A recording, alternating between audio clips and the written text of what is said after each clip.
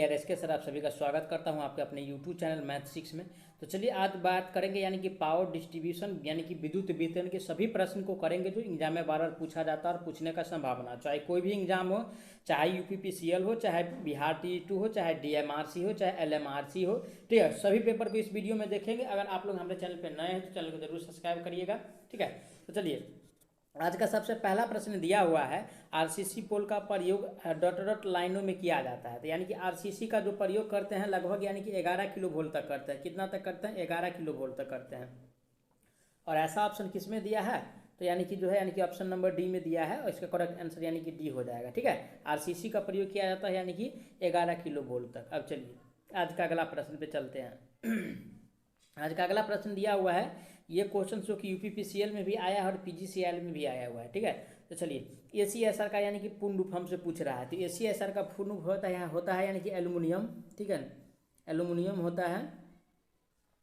उसके बाद यानी कि कंडक्टर, स्टील, उसके बाद यानी कि रेनफोर्स होता है। ठीक है, एल्युमिनियम, कंडक्टर, स्टील, रेनफोर्स होता है। तो ऐसा ऑप्शन किस में दिया हुआ है? तो ऐसा जो यानी कि ऑप्शन दिया हुआ है वो ऑप्शन नंबर यानी कि ए में दिया है क्या? एल्युमिनियम, करंट, स्टील, रेनफोर्स, ये तो होता नहीं है। बी में दिया है कंडक्टर, सुपर, ये भी नहीं होता है। सी में दिया है यानी कि एल्युमिनियम, कंडक्टर, स्टील, रेनफोर्स। तो इसका करेक्ट आंसर ऑप्शन नंबर यानी कि सी में दिया है। कौन सा, कहाँ दिया है? ऑप्शन नंबर सी में दिया है। करेक्ट आंसर इसका यानी कि सी हो जाएगा। अब चलिए आज का अगला प्रश्न पे चलते हैं। आज का अगला प्रश्न है, एक अतिरिक्त उच्च तनन तार को डॉट डॉट भी कहा जाता है। तो दोस्तों एक अतिरिक्त यानी कि तनन तार को क्या कहा जाता है? ठीक है, तो ऑप्शन ए में दिया है यानी कि उच्च वोल्टता तार, बी में दिया है यानी कि ताप तार, डी में दिया है यानी कि दाब तार और सी में दिया है यानी कि निम्न वोल्टा तार। इसका करेक्ट आंसर की बात किया जाए दोस्तों तो क्या हो जाएगा? इसका करेक्ट आंसर हो जाएगा यानी कि दाब तार इसको बोला जाता है। ठीक है, क्या यानी कि दाब तार। तो ऑप्शन नंबर किस में दिया है? दाब तार। तो ऑप्शन नंबर सी में दिया है। करेक्ट आंसर इसका यानी कि सी हो जाएगा। अब चलिए आज का अगला प्रश्न पे चलते हैं। डॉट डॉट की प्रक्रिया विधि में विद्युत उपकरणों के विद्युत में भागों के साथ आकस्मिक संपर्क में आने से बचने के लिए उन्हें एक आवरण प्रदान करना शामिल होता है। तो ऑप्शन ए में दिया है यानी कि ग्राउंडिंग, ठीक है ना, ग्राउंडिंग है। बी में दिया है ग्राउंडिंग है, सी में दिया है यानी कि ग्रेजिंग है और डी में दिया है यानी कि ग्रेडिंग है। तो दोस्तों इसका करेक्ट आंसर की बात किया जाए तो यानी कि ग्राउंडिंग हो जाएगा। ठीक है, ऑप्शन नंबर ए सही हो जाएगा। कौन सा? ऑप्शन नंबर ए सही हो जाएगा। ठीक है, अब चलिए आज का अगला प्रश्न पे बात करते हैं। आज का अगला प्रश्न है, एक तंडित रोधक के संदर्भ में डॉट डॉट में आर्किंग ग्राउंड की घटना हो सकती है। ऑप्शन ए में दिया हुआ है एक गैर भू संपर्कित प्रणाली यानी कि अंडरग्राउंड सिस्टम, बी में दिया है एक ठोस भू संपर्कित प्रणाली यानी कि सॉलिड ग्राउंड सिस्टम, सी में दिया है यानी कि उच्च प्रतिबाधा युक्त भू संपर्कित प्रणाली यानी कि सिस्टम ग्राउंडेड विथ यानी कि लार्ज इम्पीडेंस। ठीक है, और डी में दिया है एक विलंगित उदासीन प्रणाली। ठीक है, तो इसका करेक्ट आंसर की अगर बात किया जाए दोस्तों तो यानी कि ये इसका जो उपयोग करते हैं यानी कि एक गैर भू संपर्कित प्रणाली में करते हैं। ठीक है, ऑप्शन नंबर इसका यानी कि ए सही हो जाएगा। कौन सा? ऑप्शन नंबर ए सही हो जाएगा। अब चलिए आज का अगला प्रश्न, निम्न में से कौन सी शक्ति वितरण पद्धति अधिक विश्वसनीय है? तो सबसे यानी कि अच्छी जो विश्वास होता है वो होता है यानी कि रिंगमैन पद्धति पे। ठीक है, किस पे होता है? यानी कि रिंगमैन सिस्टम पे होता है। तो ऐसा ऑप्शन नंबर किस में दिया है? तो ऑप्शन नंबर ए ही में दिया है यानी कि रिंगमैन सिस्टम। ठीक है, किस में दिया है? ऑप्शन नंबर ए ही में दिया है यानी कि रिंगमैन पद्धति। अब चलिए आज का अगला प्रश्न पे चलते हैं। आज का अगला प्रश्न दिया है, आवासीय क्षेत्रों के लिए वितरण है यानी कि आवासीय क्षेत्र में जो बिजली भेजा जाता है वो किस तरीका के तार के द्वारा भेजा जाता है? सिंगल तार रहता है या डबल तार रहता है या 3 वायर रहता है? तो ऑप्शन अकॉर्डिंग टू ऑप्शन के हिसाब से देखा जाए तो ऑप्शन ए में दिया है 3 फेज 4 तार। चल भाई भी सही है, यानी कि 3 फेज 3 तार के द्वारा तो यानी कि आवासीय के लिए नहीं करते हैं, नहीं सिंगल फेज के लिए करते हैं, नहीं दोहरा फेज के लिए करते हैं ओनली फॉर यानी कि 3 फेज 4 वायरों के लिए आवासीय में जो है यानी कि बिजली को यानी कि भेजा जाता है। तो ऑप्शन नंबर इसका यानी कि ए सही हो जाएगा। कौन सा? ऑप्शन ए सही हो जाएगा। अब चलिए आज का अगला प्रश्न पे चलते हैं। आज का अगला प्रश्न दिया है 208/120 वोल्ट 3 फेज 4 तार विद्युत प्रणाली में ट्रिप लूप देखिए दोस्तों यहाँ पे क्या लिखा है? ट्रिप लूप लिखा है। ठीक है, यानी कि ट्रिप लूप ध्यान दीजिएगा। ठीक है, का सबसे निचला बिंदु पैदल यात्री फुटपाथ के ऊपर न्यूनतम कितनी होगी जो उससे यानी कि कम नहीं हो सकती है? तो दोस्तों ये लगभग होता है यानी कि 3 मीटर। क्या होता है? यानी कि 3 मीटर होता है। ठीक है, तो ऑप्शन नंबर किस में दिया है 3 मीटर। तो दोस्तों ऐसा तो कुछ नहीं दिया है, यानी कि मीटर में तो नहीं दिया है, फीट में दिया है। अगर 3 मीटर को अगर फीट में बदलिएगा तो यानी कि 3 तिया 9 यानी कि 10 हो रहा है, ठीक है, यानी कि 10 फीट हो रहा है। तो ऑप्शन नंबर किस में दिया है 10 फीट। तो ऑप्शन नंबर जो दिया है ऑप्शन नंबर यानी कि ए में दिया है, करेक्ट आंसर इसका यानी कि ए सही हो जाएगा, ठीक है, 10 फीट हो जाएगा। अब चलिए आज का अगला प्रश्न पे चलते हैं। आज का अगला प्रश्न दिया हुआ है, एस्टे तार में किस प्रकार की विद्युत रोधक का प्रयोग किया जाता है। तो दोस्तों एस्टे तार में जो उपयोग करते हैं वो यानी कि कहाँ करते हैं। तो ऑप्शन ए में दिया है यानी कि सस्पेंशन प्रकार में, बी में दिया है सेकल प्रकार में, सी में दिया है पिन प्रकार में, डी में दिया है यानी कि एंगल प्रकार में। तो इसका करेक्ट आंसर की बात किया जाए यानी कि एंगल प्रकार हो जाएगा, ठीक है, एंग प्रकार हो जाएगा, एंगल नहीं एंग प्रकार हो जाएगा। ये वहाँ कर यहाँ ये इसका उपयोग वहाँ किया जाता है यानी कि जहाँ पे यानी कि पोल का सहारा देना हो, ठीक है। तो इसका करेक्ट आंसर जो हो जाएगा ऑप्शन नंबर डी सही हो जाएगा। अब चलिए आज का अगला प्रश्न पे चलते हैं। आज का अगला प्रश्न है, भारत में किसी आवासीय परिसर हेतु सामान्य शक्ति वितरण प्रणाली में 2 फेज के लिए वोल्ट था। दोस्तों यानी कि आंख मूंद के जो है यानी कि 230 वोल्ट नहीं मारना है, क्योंकि 2 फेज कह रहा है। सिंगल फेज के लिए कितना होता है, तो सिंगल फेज के लिए होता है यानी कि 230 वोल्ट, ठीक है। अगर कोई वोल्ट का यानी कि सिंगल फेज 2 फेज का अगर जिक्र नहीं करता तो यानी कि 230 वोल्ट मारते, लेकिन हमसे कह रहा है कि यानी कि इसमें 2 फेज के लिए, तो 2 फेज का जो वोल्टता होता है वो यानी कि 400 वोल्ट होता है, ध्यान रखिएगा। 2 फेज का वोल्ट जो होता है कितना होता है, यानी कि 400 वोल्ट होता है। तो ऑप्शन नंबर किस में दिया है 400 वोल्ट, ऑप्शन नंबर बी में दिया है, करेक्ट आंसर इसका यानी कि बी सही हो जाएगा, ठीक है, ध्यान रखिएगा। अब चलिए आज का अगला प्रश्न पे चलते हैं, बिजली वितरण लाइनों के कंडक्टर का आकार किस पर निर्भर करता है। तो दोस्तों ऑप्शन नंबर ए में दिया है यानी कि लोड ग्रेड पे, बी में दिया ट्रांसमिशन लाइन की ऊंचाई पे, सी में दिया है करंट ले जाने वाली क्षमता पे, और डी में दिया है फ्रीक्वेंसी पे। तो दोस्तों यानी कि मुख्यतः जो यानी कि डिपेंडेंट होता है वो करंट कैरिंग कैपेसिटी पे होता है, ठीक है। ऑप्शन नंबर किस में दिया है, करंट ले जाने वाली क्षमता पे। तो ऑप्शन नंबर सी में दिया है, करेक्ट आंसर इसका यानी कि सी हो जाएगा। ध्यान से यानी कि क्वेश्चन पढ़ के आंसर करना है, घर फराने का कोई मतलब ही नहीं है, ठीक है ना।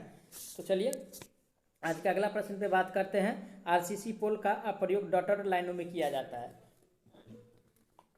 तो दोस्तों आरसीसी का प्रयोग जो करते हैं यानी कि 11 किलो वोल्ट तक करते हैं, कितना पे 11 किलो वोल्ट पे करते हैं, ठीक है। ये क्वेश्चन यूपीपीसीएल में आया हुआ है और मैं बार बार बता रहा हूँ कि ये क्वेश्चन फिर से आएगा, ठीक है। आप ध्यान से यानी कि पढ़िएगा और अच्छा से यानी कि तैयारी कीजिएगा, ठीक है। ऑप्शन नंबर इसका डी सही हो जाएगा। अब चलिए आज का अगला प्रश्न पे चलते हैं, निम्न वोल्टेज वितरण प्रणाली में सामान्य प्रयोजन का प्रकार क्या है। तो दोस्तों ऐसा क्वेश्चन के लिए मैं एक ट्रिक बता रहा हूँ, जहाँ पे यानी कि विद्युत उत्पादन हो रहा है वहाँ पे यानी कि वहाँ पे, और जहाँ पे यानी कि वितरण हो रहा है, ठीक है। जहाँ पे उत्पादन हो रहा है वहाँ पे और जहाँ पे वितरण हो रहा है वहाँ पे, तो वहाँ पे जो होता है यानी कि स्टार डेल्टा का प्रयोग करते हैं, डेल्टा स्टार का प्रयोग करते हैं, ठीक है। तो उसके लिए मैं ट्रिक बता रहा हूँ, ये ध्यान रखिएगा हमेशा के लिए। तो जहाँ पे उत्पादन हो रहा है वहाँ पे, ठीक है, तो वहाँ पे यानी कि डेल्टा स्टार, ठीक है, डेल्टा स्टार, और जहाँ पे बट रहा है, जहाँ पे बट रहा है, जहाँ पे बट रहा है वहाँ पे, जहाँ पे बट रहा है यहाँ पे क्या है, देखिए अब वितरक प्रणाली कह रहा है, यहाँ पे जो कह रहा है वितरक प्रणाली, और वितरक प्रणाली में भी यानी कि डेल्टा स्टार का उपयोग करते हैं, ठीक है, ध्यान दीजिएगा डेल्टा स्टार का। और बाद बाकी जो बीच में बचता है यानी कि स्टार डेल्टा का उपयोग करते हैं, ध्यान रखिएगा स्टार डेल्टा का बीच में, लेकिन शुरू में और लास्ट में जो है यानी कि डेल्टा स्टार, और बीच में जो करते हैं वो स्टार डेल्टा का करते हैं, ठीक है। तो यानी कि वितरण की बात पूछ रहा है तो ऑप्शन नंबर ए सही हो जाएगा, ठीक है ना, डेल्टा स्टार। तो किस में दिया ऑप्शन नंबर ए में दिया है डेल्टा स्टार, ठीक है। अब चलिए आज का अगला प्रश्न पे चलते हैं। आज का अगला प्रश्न दिया हुआ है, निम्नलिखित में से किसका उपयोग जो है सामान्यतः वितरण प्रणाली में नहीं किया जाता है। तो दोस्तों देखिए वितरण प्रणाली में नहीं जो करते हैं वो हमको चुनना है, ठीक है। सिंगल फेज 3 वायर के द्वारा, ऑप्शन ए में दिया हुआ है, बी में दिया है 1 फेज 4 तार के द्वारा, बी में दिया है 3 फेज 3 तार, और डी में दिया है यानी कि 3 फेज 4 तार के द्वारा। तो दोस्तों यानी कि 1 फेज और 4 तार कभी नहीं होता है, ठीक है ना। 1 फेज और 1 फेज क्या दिया हुआ है ऑप्शन नंबर बी में, ऑप्शन नंबर बी में दिया 1 फेज 4 तार के द्वारा कभी भी सप्लाई को यानी कि नहीं भेजा जाता, तो यही रॉन्ग है, हमको नहीं वाला पहचाना था। तो ऑप्शन नंबर इसका यानी कि बी सही हो जाएगा, कौन सा ऑप्शन नंबर यानी कि बी सही हो जाएगा, ठीक है, यानी कि नहीं वाला हमको पहचानना था। अब चलिए आज का अगला प्रश्न पे चलते हैं, निम्नलिखित में से कौन सा मानक वोल्टेज प्राथमिक वितरण के लिए उपयोग किया जाता है। तो दोस्तों प्राथमिक वितरण के लिए जो उपयोग करते हैं वो लगभग 11 किलो वोल्ट करते हैं। ठीक है, कितना करते हैं? 11 किलो वोल्ट। तो ऑप्शन नंबर किस में दिया है 11 किलो वोल्ट? तो ऑप्शन नंबर सी में दिया है। ठीक है, तो करेक्ट आंसर इसका यानी कि सी सही हो जाएगा। अब चलिए आज का अगला प्रश्न पे चलते हैं। चुंबकीय ओवरलोड रिले की तुलना में ऊष्मीय ओवरलोड रिले, ठीक है, यानी कि चुंबकीय रिले की तुलना यानी कि करना है किससे? तो ऊष्मीय रिले से।